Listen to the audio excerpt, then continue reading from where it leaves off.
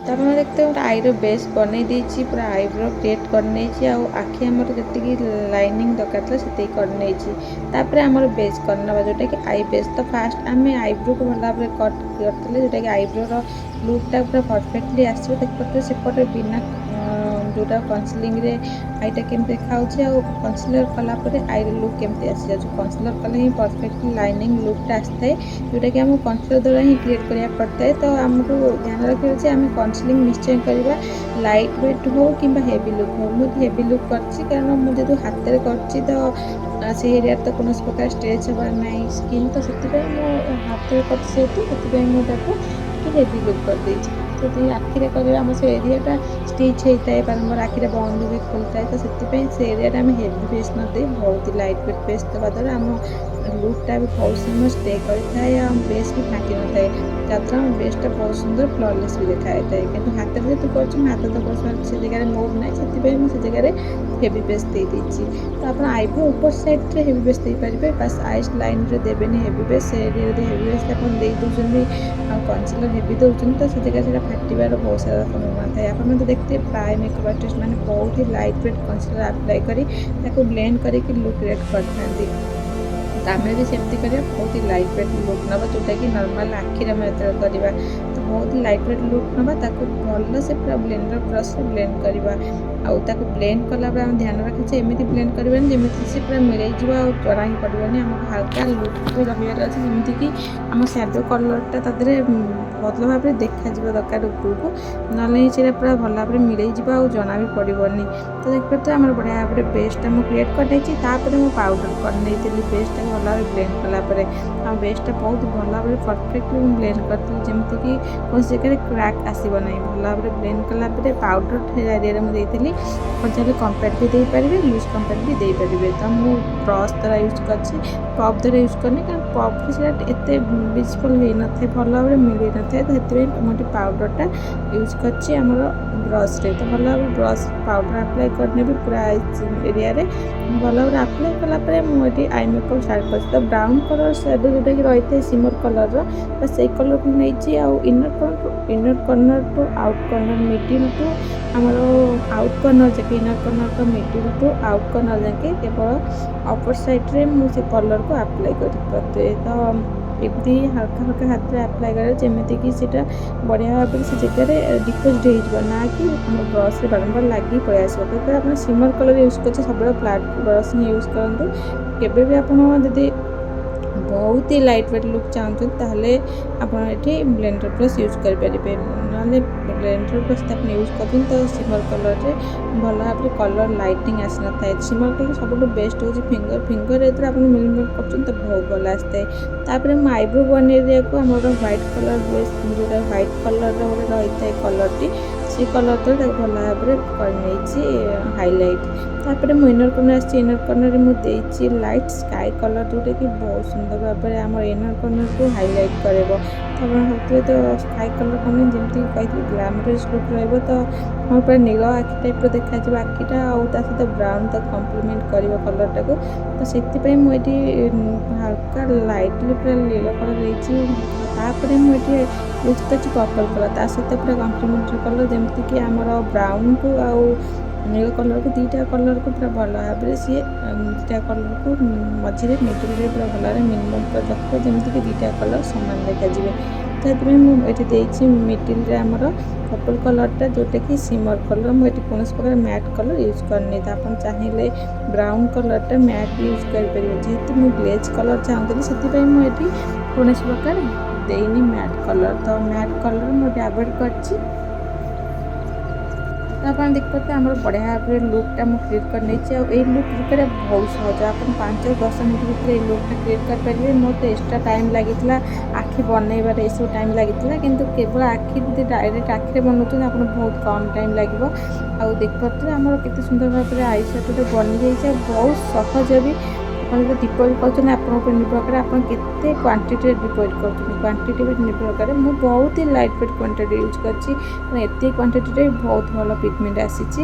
ଆଉ ପିଗମେଣ୍ଟ ଆପଣଙ୍କ ପ୍ରଡ଼କ୍ଟ ଉପରେ ନିର୍ଭର କରେ, ଆପଣ କେଉଁ ପ୍ରଡ଼କ୍ଟ ୟୁଜ୍ କରୁଛନ୍ତି ତା ଉପରେ ବି ନିର୍ଭର କରେ। ପ୍ରଡ଼କ୍ଟ ଯଦି ଭଲ ଅଛି ତାହେଲେ କ୍ୱାଣ୍ଟିଟି ବହୁତ କମ୍ରେ ଆପଣଙ୍କୁ ବହୁତ ଭଲ ଲୁକ୍ ବି ମିଳିବ।